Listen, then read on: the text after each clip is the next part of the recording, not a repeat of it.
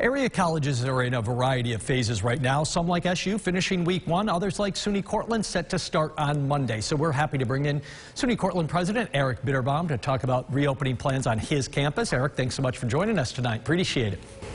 It's my honor to be here. So you've been bringing students back in phases like most schools have done. First-year students on campus this week to start, and there were a few bumps, I guess. A lot of people, I think, heard your message to students that started cover up or pack up. That seems pretty straightforward to me. It was. What happened is that though we requested and we actually purchased 20,000 masks for our faculty, staff, and students and have given them out, our primarily freshmen and some transfer students were not using their masks. They were not physically distancing themselves of 6 feet. And so we thought a strongly worded message to remind our students, if we are going to remain open, they are the key. And so that message was sent out on Wednesday evening.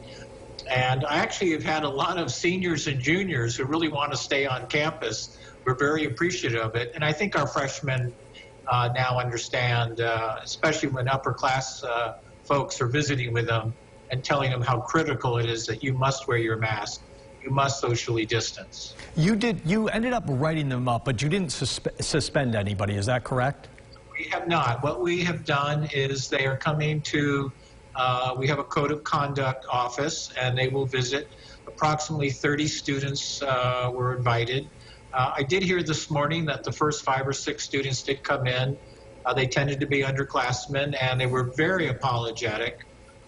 We shared with them that they're jeopardizing their career at Cortland. They could be sent home, and they were very cognizant of that. And I don't think we're going to have any issues with those students at this time. So we weren't seeing really any huge parties, any ragers that were out of control, but people, I guess it doesn't matter if it's small or big, if you're violating these safety protocols, I mean, you could put anybody at risk. Is that right, though? So nothing huge and out of control at this point, right?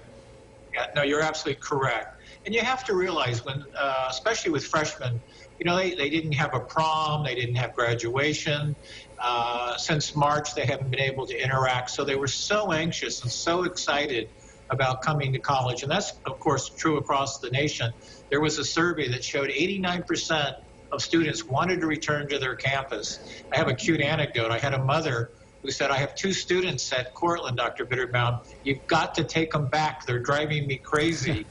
Really want to be in college, and so we're trying our best. So now you're bringing everybody back. I mean, it's been the first-year students and sophomores. By this weekend, everybody's going to be back, and that includes hundreds, probably thousands of kids who are going to live off campus. I mean, what is the plan to keep things under control off campus? Is that working with city police? How do you guys kind of police that and make sure everybody's being smart?